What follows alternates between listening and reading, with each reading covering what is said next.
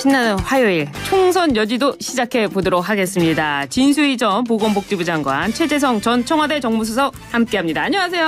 안녕하세요. 안녕하십니까. 두 분께서 오늘 총선 여지도, 총선 지도를 놓고 길잡이가 돼주실 텐데요. 정말 기대가 됩니다. 오늘 총선이 하루 앞입니다. 선거 하셨어요? 최재성 수석님? 네, 저는 첫날 사전 투표하셨어요? 6시 5분에 했습니다. 기다리셨군요. 아침 방송이 있어가지고 나가시자마자 네, 하고 네. 나와야 돼서. 우리 저는 본투표 때 하려고요. 하시려고? 왜냐하면 사전투표에 대해서 제가 최근에 네. 조금 문제의식을 갖게 됐어요. 그래요? 그러니까 사전투표에 대한 의심 그 차원이 아니고. 그렇군요. 알겠습니다. 아직 투표하셨고 이제 투표를 안 하셨고 자, 내일 이제 경선의 날이 왔는데요. 여야 모두 지금 수도권을 돌면서 막판 표심 잡기에 나섰습니다. 여권은 2조 심판, 야권은 정권 심판, 다 심판하는데 어느 쪽이 더 소구력을 불러올까요? 우리 최재성 전문위원님. 저는 정권 심판은 이제 하나의 큰 이제 흐름처럼 돼버린 거고요. 2조 심판이라는 거는 조금 만들어낸 그런 흐름을 만들어내고자 하는 그런 건데요. 우선은 사람에 대해서 심판하자는 거는 처음 나온 거예요. 그런 거요. 정권 심판도 윤석열 정권 심판이고 이런 거지 윤석열 심판하자가 아니거든요. 네.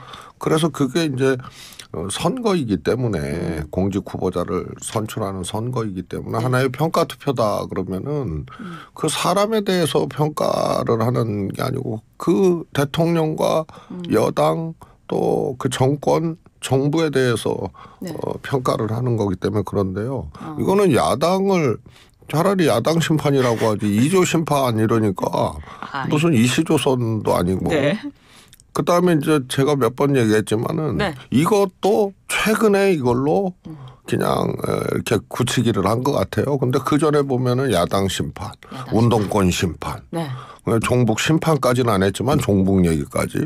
그러니까 이게 심판도 청천연색으로 여러 가지를 해놔가지고 심판론 자체도 사실 여당이 쓰는 건 아니에요. 그래서 이겨본 적이 없어요. 야당 심판론은. 그렇군요. 그런데 이것도 청천연색으로 하다가 잘 정리를 못하니까 제가 보기엔 조금 안 맞는 거 아닌가 싶어요. 그래요? 어떻습니까? 진 전 장관님? 맞죠. 왜냐하면 이번 선거는 어차피 윤 대통령 집권 3년 차. 2년 차죠. 2년 차? 3년 차. 3년이 남았죠.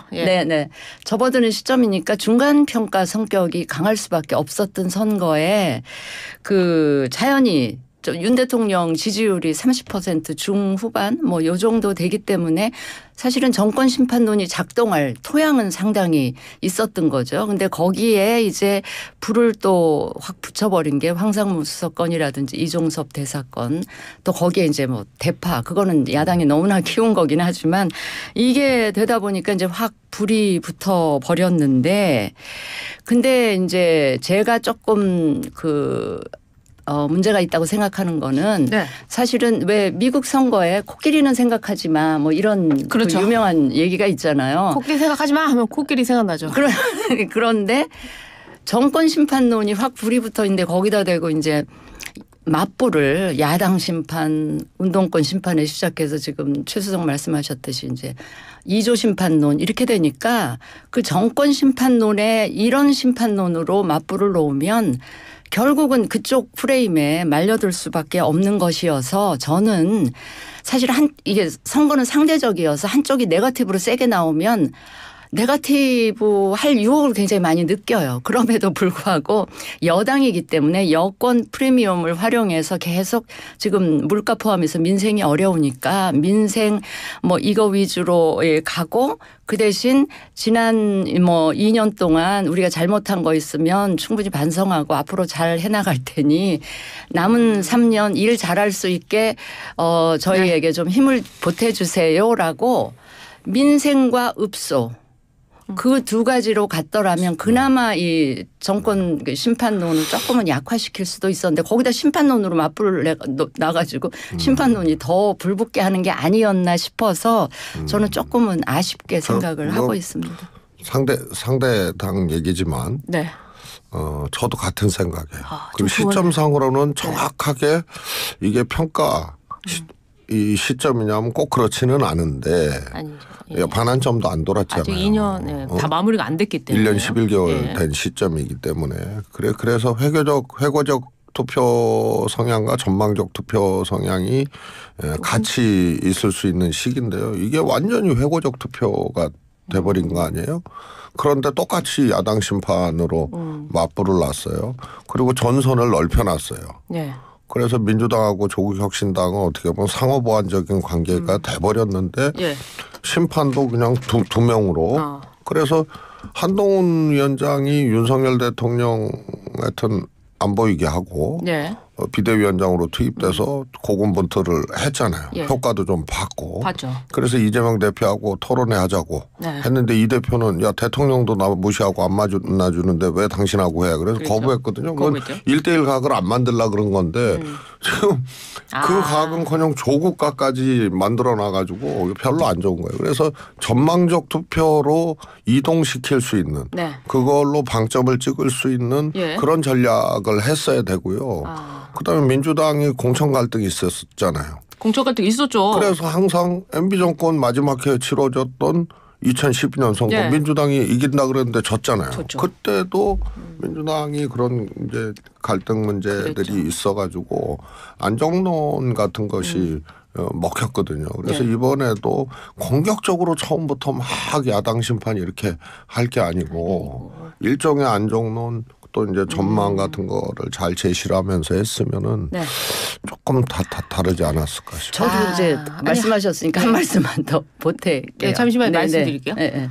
우리 진 전 장관님께서 언급한 윤석열 대통령 국정 지지율 30%의 중반대 여론조사는요. 리얼미터가 에너지경제 의뢰로 지난 1일에서 5일 무선 자동응답 방식으로 진행한 여론조사고요. 대통령 지지율은 37.3%고 자세한 내용은 중앙선거 여론조사 심의위원회 홈페이지를 참조하시면 되고요. 여론조사 결과 공표 금지 기간 전에 이루어진 조사라는 걸 말씀드립니다. 수치 얘기하면 안 돼요. 수치 얘기하면 이렇게 또 해드려야 돼요. 네네 예. 맞아요. 저기 근데 저는 선거 프레임이나 메시지들이 이렇게 흐를 수밖에 없었던 이유를 저는 이 그 국민의힘 선대위 체제의 어떤 구조적 한계라고 그 볼 수밖에 없는 게 일단 저는 정치 중에서도 선거 영역이야말로 정말 경험과 경륜이 고도로 필요한 그런 영역인데 우리 한동훈 비대위원장도 이 선거 경험이 전무한 상태에서 그것도 원탑 선대위를 이끌었고요. 그다음에 이제 뭐 이렇게 그 선대위를 구성하고 있는 선대위 안에 특히 실무 총괄을 하는 상황실이라든지 이 여기에서 그 주된 의사결정을 하는 분들이 이제 영남 출신들이 많이 계시다 보니 수도권 선거에 대한 경험이 없고 그래서 결국은 프레임 짜는 거나 이 선거 기간 동안에 메시지 발사하는 게 좀 수도권 출신인 저로서는 상당히 아쉽고 안타까운 부분이 많았다. 여기까지만 말씀을 드리겠습니다. 굉장히 네. 그 한동훈 비대위에 비판적이시네요. 예, 그 말씀 주신 부분 중에 비대위원분들은 뭐 김경률 회계사도 있고 또 박은식은 호남 출신이기도 아니 하고. 저는 선대위. 원탑 선대위. 네네. 예. 그래서 그날 한동훈 비대위가 좀 잘 못한 것 같다 이렇게 말씀을 해주시는데요. 그렇다면 한동훈 위원장 이순신 장군 12척의 배 우린 본투표 12시간 나라를 구해달라 이렇게 말을 하고요. 또 법여권 200석이 됐기 때문에 개헌저지선 좀 해달라 하면서 막 이렇게 읍수하고 있는데요. 우리 최 전 수석님께서도 지난번에 한동훈 위원장이 좀 변해야 된다 이렇게 말씀을 하셨거든요. 이게 좀 변화가 있는 겁니까? 그러니까 밀려서 그러니까 이게 네. 야당의 워딩이거든요. 야당의 워딩이다. 나라를 구합시다. 나라를 구하자. 예. 야당의 워딩을 여당 비대위원장이 쓴다. 그거는 이제 지금 상황을 반영한 거죠. 근데 여소야대니까 야당이 워낙 거대하니까 아니, 또 그런 거 아닐까요? 국민들은 우선은 대통령 중심제 아니에요. 그렇죠. 그러니까 정권 심판 이거는 있어도 네. 무슨 국회 심판 이거는 뭐 독일 개길이다 뭐 이런 거는 있어도 말이에요. 네. 그래서 이게 야당의 언어, 야당이 통상 써왔던 선거 때 써왔던 얘기 이런 것을 여당 위원장이 하는 것 자체가 네. 아까 얘기한 심판론 프레임에 빠져서 그런 거예요. 말려들었다. 예, 거기다가 상황이 이제 녹록치 않으니까 네. 이제 소위 말해서 이제 개헌저지선의 네. 상징인 200석 이것을 얘기하는 네. 이런 것이 이제 또 이제 다급함의 반영. 그런데 막판 호소는요. 네, 어떻습니까? 막판 호소는 여당은 그런 거 아니에요? 우리 이런 거 해야 되는데 네. 이게 국정이 안정돼야 됩니다. 그래서 소위 말해서 국정 안정론, 지원론 이런 거거든요. 그래서 국민들이 마음에 안 들어 하면은 사과하고 이러면서 그러나 이렇게 가야 됩니다 해야 되는데 그게 없고 역시 심판론 틀거리에서 이 워딩이 나온 거예요. 국정 안정을 해야 되는데 막판에 몰렸다. 그럼 범야권의 200석 실현될 수 있는 겁니까? 진 전 장관님? 범여권이요? 여기는 잘못된 것 잘못됐네. 같아요. 범야권. 네. 네.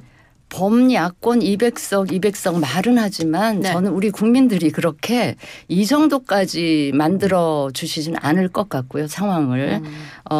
그리고 사실은 이게 실현된다고 한번 생각을 해보세요. 지금 무슨 일이 벌어질지를. 그러면 결국은 윤 대통령은 그 레임덕을 넘어서서 뭐 거의 데드덕까지 가고 아무 일도 할 수 없는 이런 상황에 빠지게 될 텐데 이런 상황을 국민들께서 그대로 이렇게 만들어 주시지는 않을 것 같고요. 네. 사실 이런 상황이 되면 저는 그 최종적인 피해는 결국 국민들한테 갈 수가 있기 때문에 네. 저는 오늘 하루 그다음에 내일은 사실은 공식 선거운동 기간은 아니지만 각 선거 캠프나 후보들 입장에서 내일 하루 하게 되는 선거운동이 가장 중요하거든요. 투표 지지자들을 동료라는 거죠. 끌어내야 되는 상황이니까 그래서 이 부분을 좀 많이 강조를 했으면 좋겠다 하는 생각이 듭니다. 네. 그리고 아까 제가 한동훈 선대위 자체 뭐 비판을 하는 건 아니고 제 입장에서는 당 내외에 외부에서까지도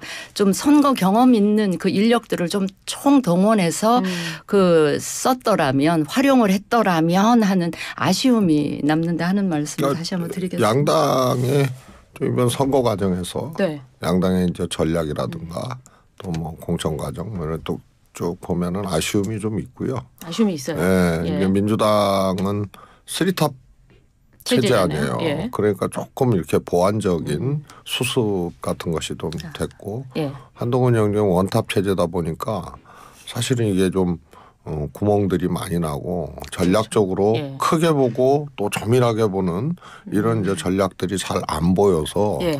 그런 게 조금 손해 본.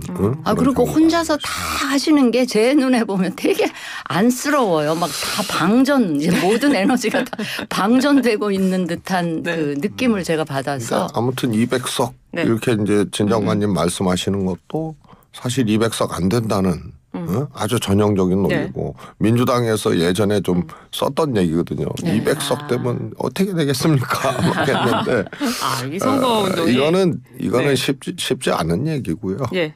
그런데 그렇게 이제 또 강조를 하는 것도 전략일 수 있지만은 거꾸로 그것이 하나의 이제 이 좀 엇박자가 나거든요. 엇박자는. 선대위 관계자 국힘 관계자가 마지막은 네. 너무 국힘 안 된다 한다 그러니까 110석에서 심지어는 130석까지 이렇게 잡고 막 그랬던 게 있고 그런데 한쪽에선 개헌저지선 얘기하고 200석 얘기 이런 게 안 맞는 거예요. 그런데 200석은 사실상 구도상이라도 그렇고 네.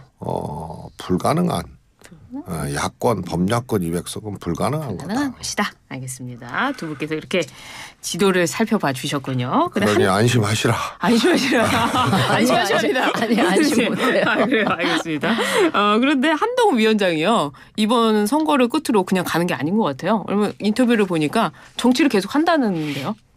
어떻게 보십니까?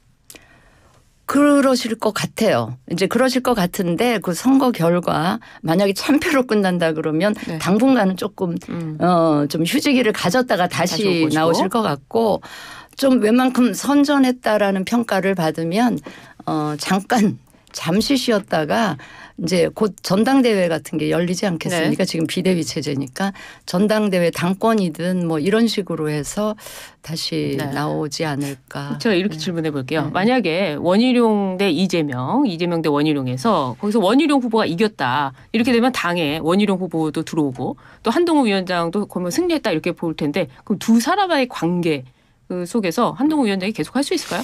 이제 뭐 현실화되지 않는 가정이니까. 죄송합니다. 네. 죄송합니다. 알겠습니다. 이 질문은 취소할게요. 그렇다면 알겠습니다. 그러면 지역 그런데 이제 이런 거거든요. 정치를 하면서 특히 이제 정치 지도자급에 예. 있는 분들이 정책 감정을 막 소비하면 안 되거든요. 그럼 충돌이 일어나고 갈등이 일어나고 그런데 이 유보된 감정 있잖아요. 유보된 감정. 이게 더 무서운 거거든요. 아 그래요. 네. 이번에 저는 네. 국민의힘 비례대표 이 과정 네.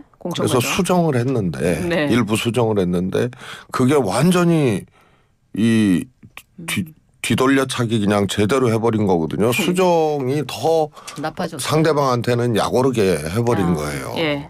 그래서 이때 이제 소위 윤한 갈등이 막 폭발하고 이러면 안 되니까 예.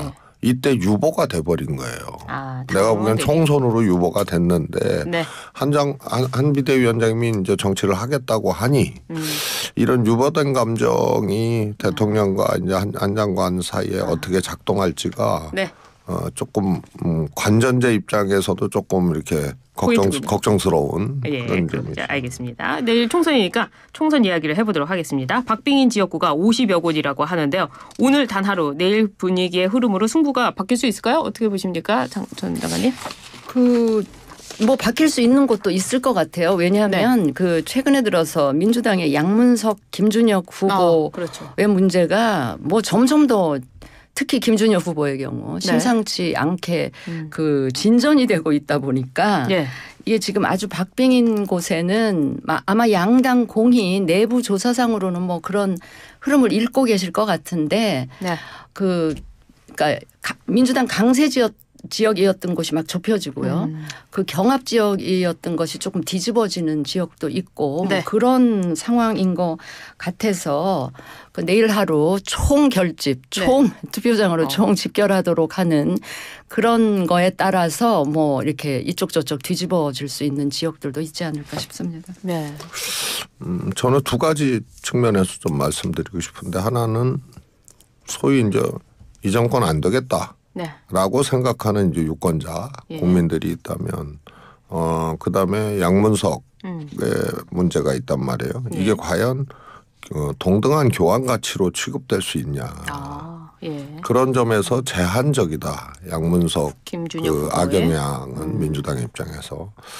그런데 이제 소위 이제 정권 심판론에 이제 동의하는 국민들이 꽤 이렇게 쫙 그 흐름이 이제 크게 막 가고 있고 이런 상황에서 네. 또 끊겨버린 느낌? 그게 이제 더 이어지거나 올라가지 못하고 끊겨버린 느낌. 그러니까 예를 들어서 부울경 지역에서 민주당 후보가 박빙이거나 이제 선전하고 있는 지역 이런 지역에서는 이런 것들이 이제 더 올라가지 못하기 때문에 딱 끊겨버린 그런 걸로 작용을 해서 제가 보기엔 그런 점에서는 정권 심판하고 교환 가치 동등한 교환 가치는 아닌데 이 흐름이 딱 끊겨버렸는데 이 구실을 해버린 이런 경우라서 플러스 마이너스 제로. 그러니까 민주당 입장에서는 더 치고 나갈 수 있는 환경이 조금 이렇게 닫혀버린 이런 거 아닌가 싶습니다. 그렇군요. 이제 좀 그 투표율로 한번 가보도록 하겠습니다. 역대 총선과 지방선거를 통틀어서 21대 총선 사전투표율이 32.28로 최고치를 기록했는데요. 이 최종 투표율도 역대 최고치를 기록할까요? 역대 최고치 정도 기록할 것 같은데 왜냐하면 이제 두 가지 효과가 이렇게 혼재되어 있는 것 같아요. 뭐냐면 사전 투표율이 높으면 본 투표도 견인하는 효과가 있는데 견인한다고 해서 사전 투표 오른 것만큼 최종 투표율이 올라가느냐? 그 비례대로 올라가지는 않을 것 같아요. 그러니까 어차피 본 투표에서 할 사람들이 사전 투표에 많이 한 이런 부분도 있고 또 사전 투표가 본 투표를 견인하는 그래서 두 가지 효과가 혼재되어 있는 거를 생각을 하면 역대 최고치는 나올 수 있는데 사전 투표 오른 것만큼 본 투표 최종 투표율이 확 올라가지는 않지 않겠나 뭐 그 정도 생각. 그러니까 사전 투표가 편하니까 먼저 하고 본 투표를 또 안 나온다 이럴 수도 있잖아요. 그럴 수도 있죠. 그러니까 그동안 사전 투표 비율대로 본 투표에 그대로 네. 본투표가 늘어난 게 아니거든요. 그런 점을 봐서는 그런데요. 이게 네. 편리하단 말이에요. 편리하죠. 제도의 안착이라는 것이 편리하기 때문에 본투표에 안 나갈 사람들도 네. 사전 투표를 할 만한 네. 그런 이제 편리성들이 있어요. 그리고 익숙해졌고 네. 그래서 다는 아니더라도 본투표에 반영이 되는 거죠. 높아진 것만큼. 네. 요게 하나 있고요. 두 네. 번째로 대선에서 이제 19대 대선, 20대 대선을 보면은요. 사전 투표율이 10%가 올랐거든요. 네. 근데 대선 본투표율은 똑같아요. 0.1% 차이예요. 거의 비슷해요. 이거는 뭐냐면은 뭐 100m를 뭐 8초 벽을 못 깨듯이 네.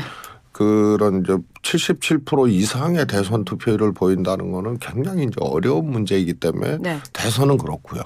총선은 보통은 절반 이상이 반영이 됐어요. 사전 투표가 10% 올랐다면 그럼 본투표가 한 5, 6% 올리고 이런 게 반영이 됐는데 몇 차례 안 되지만 그런데 총선에도 마의 8초 100m 8초대라는 게 있는 거거든요. 그래서 70% 넘긴다는 건 네. 적어도 그러니까 기준도 뭐 21세기 들어서서 21세기 들어서서 21세기 이후로 예, 그렇죠. 예. 시작된 이후로 예. 70%를 넘긴 적이 없는데 그걸 깰 수 있을까 하면 저는 그게 이제 효용이 예. 막바지 효용의 한계라고 보거든요. 그래요. 저는 사전투표 관련해서 이거 조금 다른 얘기긴 한데 총선 이후에 이 제도에 대해서 우리가 좀 생각을 해볼 필요가 있는 게요. 네. 이렇게 되니까 사전투표 비중이 본투표 그러니까 전체 투표에 차지하는 비중이 본투표 있죠. 비중보다 높아지게 되면 결국 그러니까 선거가 네. 앞당겨진다는 문제가 있거든요. 예. 13일이 다 충분히 소비되지 않고 특히 신인들한테는 인지도에서 취약한 신인 후보들한테는 굉장히 뭐랄까 불이익이 선거운동이 있는 줄어드는 거죠. 그건 네, 뭐 그런 상황이어서 조금 다른 이거 문제인데요. 네. 정치 신인의 문제는 뭐 그런다고 뭐 해결되는 게 아니고 며칠 뒤에 봐야 상대적 예전 제도에 비해서 본투표만 있었던 거에 비해서 상대적으로 조금 그런 시간들을 자기 공부하고 이런 시간들을 뺏기는 거 아니냐 이럴 수 있는데 네. 정치 신인과 이제 현역이나 이런 이 차이 일단 정치적인 어떤 차별이라 그래야 되나요? 네. 이런 문제에 대해서는 조금 더 근원적으로 좀 봐야 될 문제 되는 아닌가 문제다. 싶고요. 그래요. 그래서 이번에는 70%는 못 넘는다. 못 넣는다. 그리고 저는 한 0.4 정도 예. 반영한다. 0.4 그러면 정도. 4.6% 지난보다 늘었으니까 약 약 68% 68%. 왔다 갔다 야, 이거 아닌가 싶습니다. 내일 되면 나올 뭐 텐데요. 저도 네. 비슷한 생각이에요. 그래요? 네네. 투표율은 본투표율은 참 높지 않을 것 같다. 높아는 지는데 조금 70%를 넘기기는 넘기기는 어려울 것 같다. 네. 알겠습니다. 여야 모두 이 투표율이 높아지는 것을 지지층 결집의 신호로 해석하고 있는데요. 국민의힘 입장에서는 어떻게 좀 예상이 되십니까? 근데 이 정도로 높아지면 네. 이런 게 있어요. 고령층 왜 국민의힘 주로 많이 지지하는 고령층 6070, 8090. 유권자들은 5060. 워낙에 평소에도 투표율이 높아요. 투표율이 높아요. 투표를 많이 하시는 층이기 때문에 그런데 네. 통상 투표율 높은데 많이 이렇게 변화를 주게 되는 계층이 결국 젊은 계층이거든요. 그래서 투표율이 예년보다 많이 높아졌다 그러면 중고령층보다는 젊은이들이 이번에 많이 나갔구나. 네. 이렇게 되는 건데 특히 20, 연령별. 30대 예. 그러니까 대선 때는 사실은 윤석열 후보 지지 많이 했었죠. 특히 20대의 경우는. 근데 이번 총선은 대선만큼 그렇게 안 될 것 같아요. 그래요. 그래서 많이 이반이 이탈이 됐을 것 같아서 네. 저는 개인적으로 투표율이 너무 높다 이러면 국민의힘이 좀 긴장해야 되는 상황 결과가 오지 않을까 뭐 그런 정도 지난 대선에는 생각합니다. 또 달랐는데 네. 예. 민주당으로서는 유리하게 판단을 하시겠죠? 그렇죠. 특히 야당을 할 때는 야당을 할 때는 또. 투표율이 높으면 그거는 민주당에 유리할 수밖에 없는 거거든요. 네. 지난번 같은 경우는 국민의힘 입장에서는 정권 교체를 했잖아요. 그렇죠. 민주당이 여당이었고 대통령이 문재인 대통령이었거든요. 그러니까 투표율이 높다는 것이 국민의힘에 그다지 불리하지 않았던 그런 상황 이런 거고요. 예. 지금은 아시다시피 뭐 정권 심판론 이런 게 꽤 이제 비등해서 민주당 지지율보다 10여 프로 웃돌았어요. 과거에. 네. 그러니까 이게 좀 별개로 간다 싶을 정도로 차이가 났거든요. 네, 그건 정권 중도층 심판론하고. 때문에 그런 거죠. 그래서요. 물론이죠. 그래서 이게 이제 민주당 후보로 이전되는 과정이 최근에 폭발적으로 나타나서 이런 예상 의석 같은 네. 거 했을 때 민주당이 굉장히 좀 유리하게 그렇게 전망이 되고 네. 이제 그런 그랬던 상황이군요. 거죠. 그렇군요. 이 여야 사령탑들의 마지막 일정에도 관심이 모아지고 있는데요. 한동훈 위원장은 청계광장, 이재명 대표는 용산. 이 두 장소를 통해 어떤 메시지를 낼 수 있을까요? 아무래도 이재명 대표 용산에서 하시는 거는 뭐 정권 심판을 다시 한번 마지막으로 부각시키는 것 같고요. 네. 통상 국민의힘의 경우는 청계광장 아니면 광화문 광장 뭐 이 정도 했기 때문에 거기 이제 서울 선거에 이제 그 사활을 건다 이런 거를 보여주는 거 아닐까 싶어요. 예. 어떻습니까? 이 통상적으로 선거 대책위에서 선대위 정할 때 마지막 유세 일정뿐만 아니라 장소 그리고 메시지 모든 걸 그 예상하고 있잖아요. 이재명 대표의 마지막 메시지나 한동훈 위원장의 메시지 어떻게 예상하세요? 이재명 대표 마지막 그 유세 동선은 뭐 충분히 예측할 수 있었던 이런 동선이고요. 네. 청계광장은 왜 그렇게 택했는지 모르겠어요. 아 모르겠어요. 네. 모르시겠어요. 그래서 왜 그러냐? 모이기가 좋아요 거기가. 물론 그렇지만 그렇게 따지면 또 광화문광장보다. 이명박 대통령 생각나잖아요. 아 생각나세요? 아 그러니까 전망적 투표를 해야 되니까 자꾸 아니 회고적으로 최수석이나 회고하게 이 만들고. 대통령 생각이 나지. 많은 분들이 뭐 이제 아니 너무 시간이 많이 흘러가요. 그래도 뭐 특별한 모이기 쉬워서 근려한다 그러면은 메시지가 그럼 뭐냐? 네. 마지막 메시지가 이런 것들이 또 잘 안 잡히는 그런 것 같아요. 그래요. 좀 애정을 갖고 보면 좀 보이지 않을까요? 뭐 제가 뭐 애정을. 아니, 왜냐면 지금 한동훈 당장 위원- 상대당의 한동훈 아니, 한동훈 것에 대해서 위원장에게 굉장히 많은 조언을 그러니까 그런 거 해주셨기 때문에. 고민을 해야죠. 굉장히 그래서 내내 그런 게 조금 아쉬웠어요. 그러니까 이게 이렇게 아쉬워하시니까 제가 여쭤본 겁니다. 알겠습니다. 관전자 입장에서. 관여자 입장에서. 네. 마지막으로 그 민주당의 오히려 위협적인 당이 조국혁신당이에요. 조국혁신당의 돌풍이 심상치 않은 상황이다.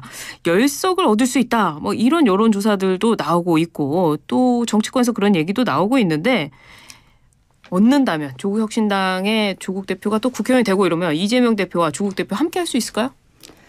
아니 뭐 함께 못하지는 않겠지만 그러니까 겉으로 드러나는 갈등이나 뭐 그 대놓고 하는 경쟁 이런 건 없겠지만 네. 아주 이렇게 예민하게 그 보이지 않는 예, 미묘한 네. 미묘한 신경전은 있을 것 같아요. 특히 지지자들 사이에서도. 네. 어떻습니까?